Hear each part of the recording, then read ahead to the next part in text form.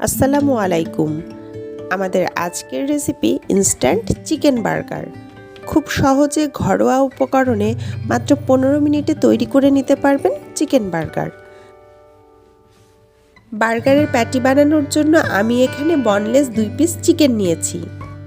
Chicken পিসগুলো শিল দিয়ে একটু থেতলে নিয়েছি। দিচ্ছি হাফ চামচ আদা বাটা ও হাফ চামচ রসুন বাটা। দিচ্ছি হাফ চামচ গোলমরিচের গুঁড়ো ও 1 চামচ সয়া সস।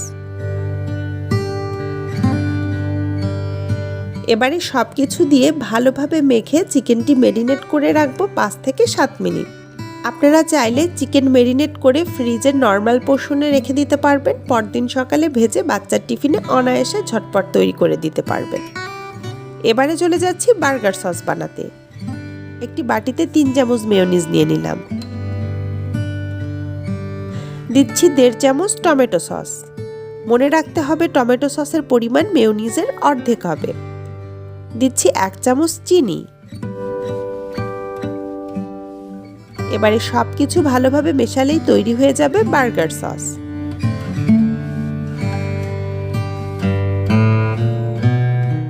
বার্গার বানাতে আরও লাগবে শসা, টমেটো, পেঁয়াজ।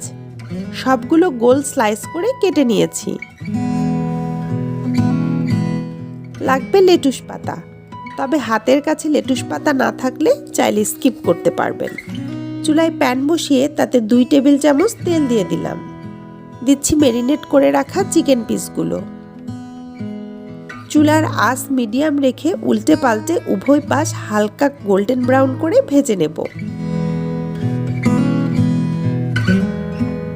এ পর্যায়ে এসে দিয়ে দিচ্ছি সামান্য বাটার। এতে স্মেলটা ভালো আসে, তবে হাতের কাছে বাটার না চাইলেও আপনারা এটাও বাদ দিতে পারবেন। এবারে একে একে শসা, পেঁয়াজ, টমেটো দিয়ে হালকা ঝলসে নেব।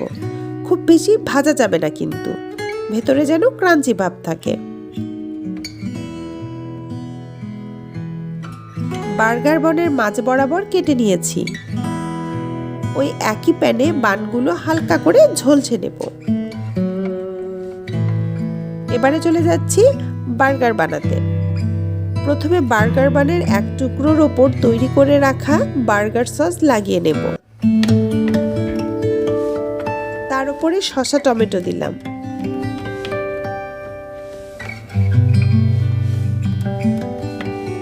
এবারে চিকেন পিস দিয়ে তার উপরে আরো কিছুটা বার্গার সস স্প্রেড করে দেব। তারপর লেটুস পাতা বিছিয়ে দিলাম।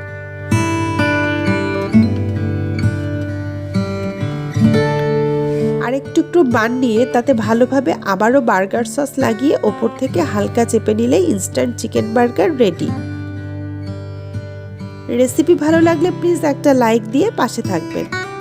সবাই ভালো থাকবেন, আমাদের জন্য দোয়া করবেন। আল্লাহ হাফেজ।